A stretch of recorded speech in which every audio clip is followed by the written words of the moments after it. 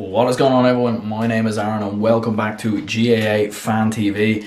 This is the instant match reaction. Donegal have just beaten Meath by 2 points in the Division 2 final, 117 to 115. A fantastic performance in the end from Donegal after a very slow start, very slow start. Meath came straight out of blocks, straight into it. And I looked at one stage that this was going to be, any scoreline for Meath. I mean, we only had 10-15 minutes, on the board basically, and Meath had an 8-point lead. Really impressed with Ben Brennan, the way he started. Shane McAtee came flying out the gates, and Meath went for it. And Donegal looked shell-shocked in the opening stages.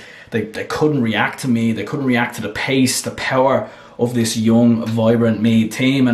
And Keane O'Sullivan as well, I thought did very well. The way he, dominated the midfield, his driving runs at times, lumping the ball up to the likes of Shane McAtee and Ben Brennan.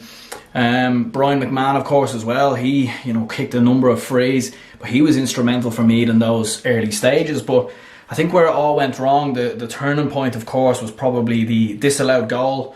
Ball came in from one of the Meath players, and it was eventually turned in. I think it was ruled out for a square ball.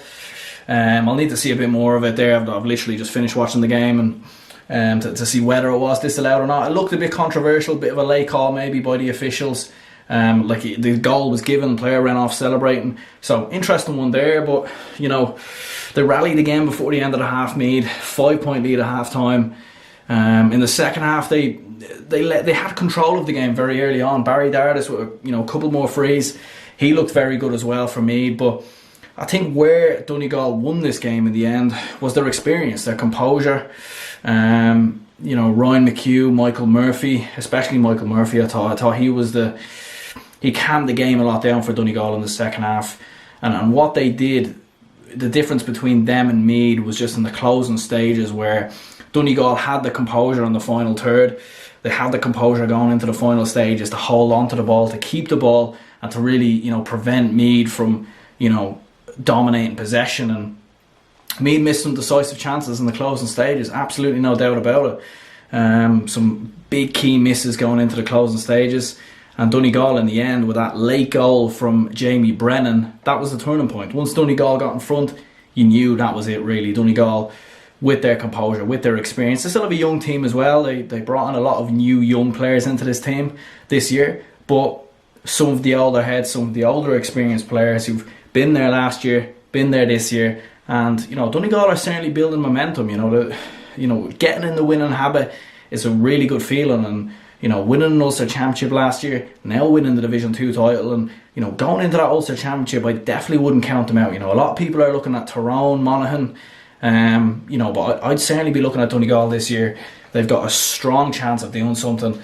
As for Meath, the young team, of course, they've brought through a lot of young players this year, as we've said, the likes of Ben Brennan, Shane McAtee, these kind of players. But in the end, just in the final stages, getting a player sent off, of course, as well. Just in the final stages, it did, let them down, of course. And, in the end, what can you say about Meath? Going into that Leinster Championship, I would expect them to be the closest challengers to Dublin for that Leinster title. But this will certainly be a learning curve, a reality check, I think, for Meath.